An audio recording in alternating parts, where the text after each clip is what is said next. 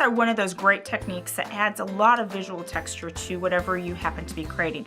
And it's really pretty simple. What we're going to use is just a simple straight stitch.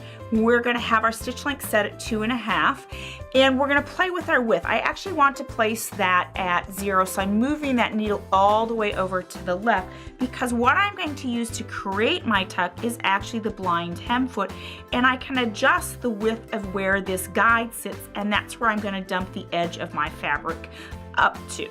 So we'll replace the presser foot out, putting on that blind hem foot, and then by turning this little wheel, you can see that this guide will move to the right, and that's what I want to do. Is I want to move that guide to the right, so that from my needle to that guide I have the perfect tuck size. And I am going to look for about 1/2 inch, and to do that I will use a little hem guide. Here's my needle position at 3, and the edge of my guide is almost to that 1/2 inch. I'm going to go all the way to the end, and I think I'm there. I prepared my fabric ahead of time using what we call a Choco liner or chalk marker, and I have 3 marked lines. These will be my 3 tucks that I'm going to create. The first one I'm simply going to fold along that marked line, making sure that marked line sits on that fold, and that's going to rest against or up to the guide on my blind hem foot. And as always, I always start with a little bit of extra fabric past that presser foot. I'm going to start to stitch, and I'll stitch the entire length, making sure that as I'm stitching, I'm keeping that fold, that chalk marker or my marked line on that fold, and that fold is up against that guide, up against my guide on my blind hem foot. And you can see how easy these are to create, because it's just a simple straight line, marking your fabric, keeping it aligned, and then stitching.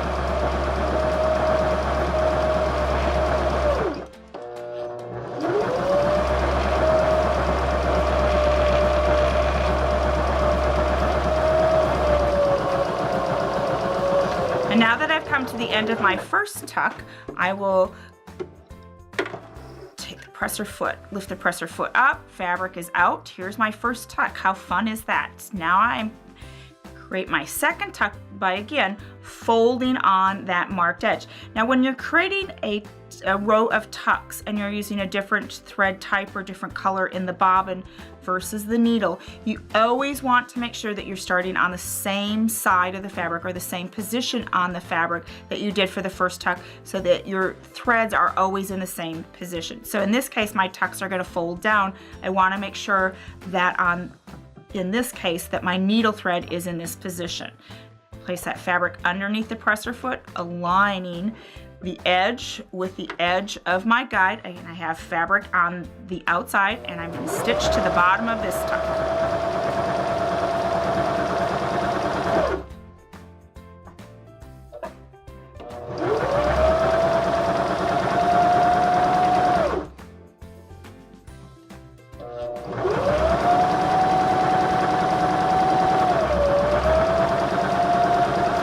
As I come to the bottom of tuck number 2, I'm going to stitch to the end of the fabric.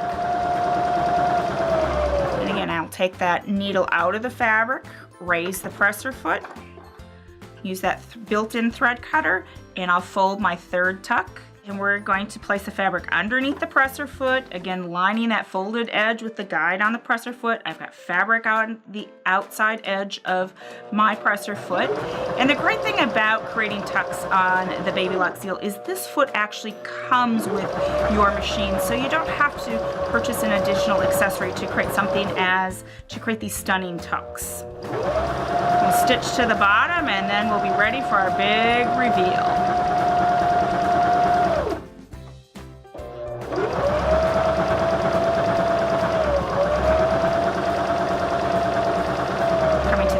Fabric, take the needle out of the fabric, raise our presser foot, use the built-in thread cutter, and here are our tucks.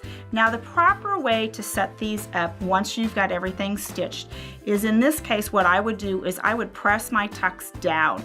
So they almost look like accordion blinds. I've got a little bit of space in between, and you can always change that space by where you draw your lines. I could have, instead of putting these lines 1.5 inches apart, I could have put them 1.25 inches apart. It all depends upon the look that you want for your tucks.